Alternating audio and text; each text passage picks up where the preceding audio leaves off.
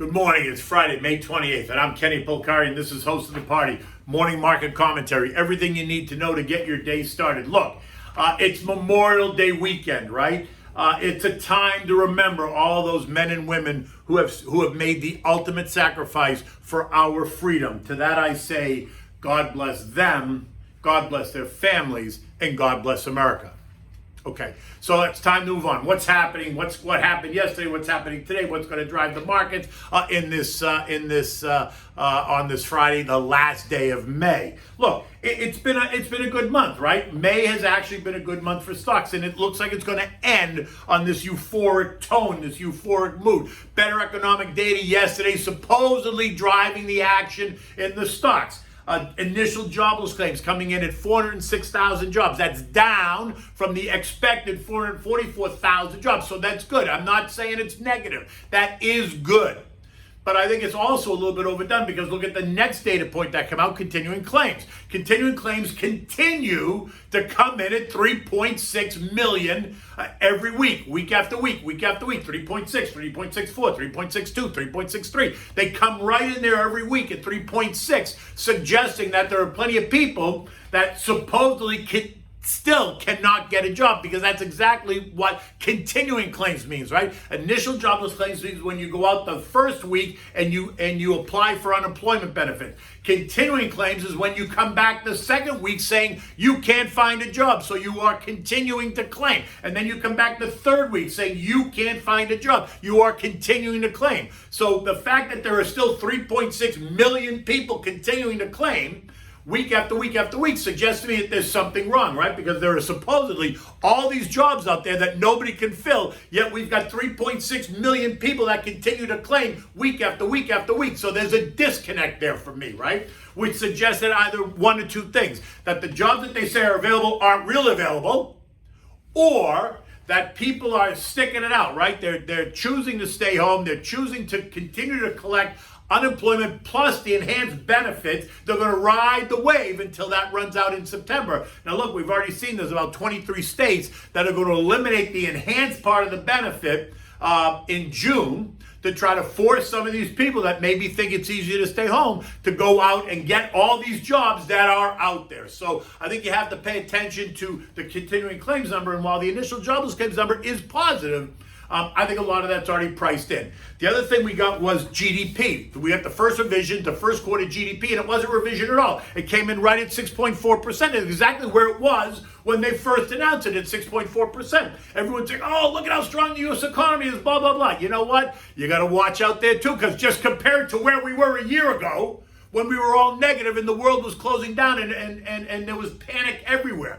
So while I agree that it's a strong number, I think much of this has already been priced in. Everybody knows it was going to be a strong number. We've been talking about it. This is not a surprise at all. And then you get pending home sales. And that actually did surprise, right? Because that number fell by 4.4% when it was actually expected to rise by 0.4%, suggesting what? That maybe, just maybe, people are starting to take a breath. They're starting to take a step back, thinking that these housing prices are out of control. I mean, look, the other housing stats this week were also weaker, right?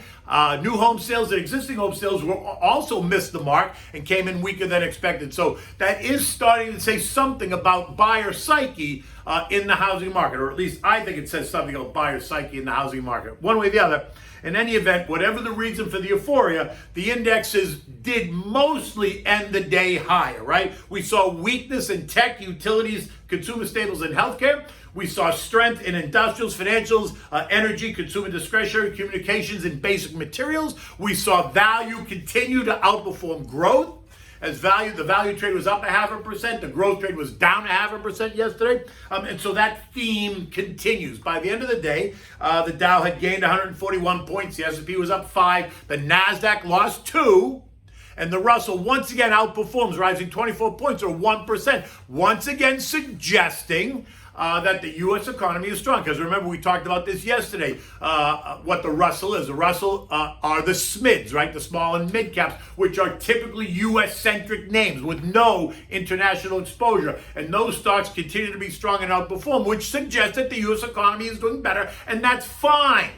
But I think a lot of that is also already priced in. That's all I'm saying. 10-year treasuries continue to stay at 1.6%. So they're stuck in this 1.5, 1.65% range in terms of yield. They haven't really gone anywhere. The dollar index continues to trade at 90. Gold settled today at 1898. Yesterday, just under the $1,900 mark. Bitcoin ended at 39,000. Ethereum ended at 2,800. And West Texas Intermediate crude oil ended the day at 66.80. And just in case you were wondering, that was up.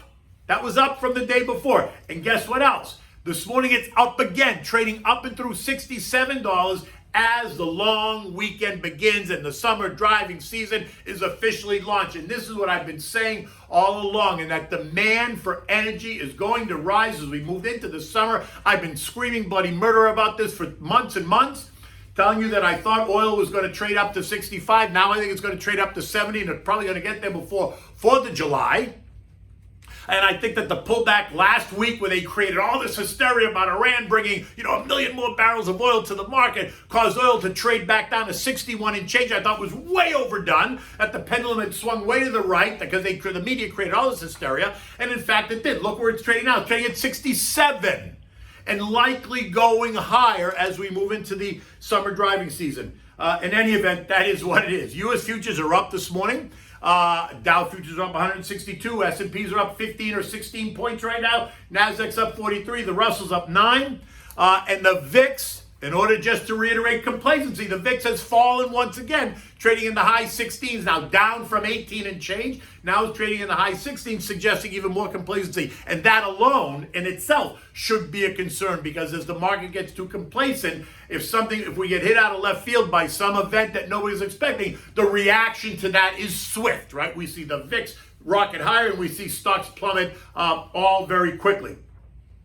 I continue to think that we remain in the channel, 4,087 on the downside, which is the 50-day trend line daily moving average, and 4,230, which is the most recent S&P highs. I think we are within that trading channel, and I think we remain in that trading channel. Although I've said to you, I thought 4,200 was going to be a level of resistance, and it has proven to be a level of resistance, because yesterday we saw the S&P close at 4,200. Now, it did trade as high as 4,213, but it came down and closed at 4,200.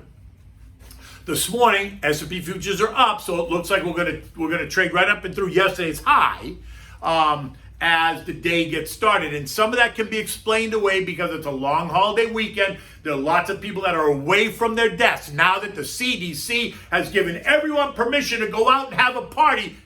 As long as you've been vaccinated, because if you haven't been vaccinated, you're supposed to stay home. But if you've been vaccinated, you are now free to go.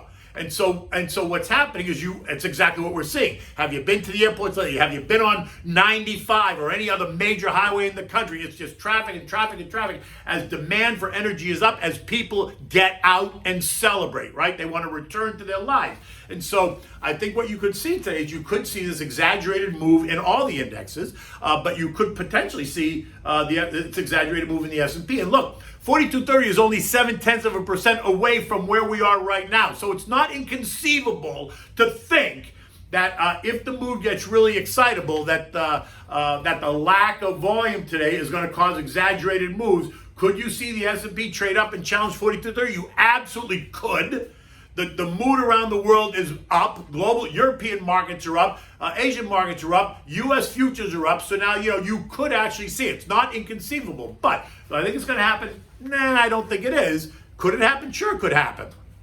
But I think it's all going to happen because it's the exaggerated moves with low volume. I think next week when everyone gets back to their desk again, everyone starts to, okay, here we go, we're all back in the game. I then think that's where you'll see kind of 4,200 come back into play. But one way or the other. The Biden budget plan is out. If you haven't read it, it's in the Wall Street Journal. He's expecting to want to spend $6 trillion. He's also in that plan. He also outlines that by 2025, taxes across the board for everybody.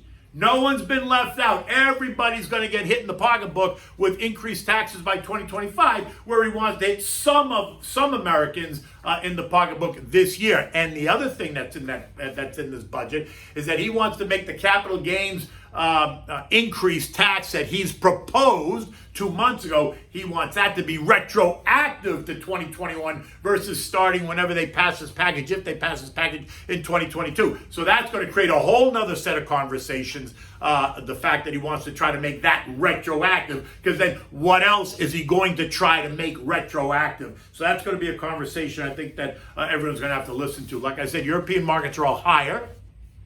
The French GDP was actually down 0.1%, but that's not a surprise after what that region and that country has been through. And Boris Johnson, UK Prime Minister, is about to announce that maybe the June 21st target date to kind of open up that country completely again may be pushed back due to the rise in cases of that Indian variant that's now infecting his country.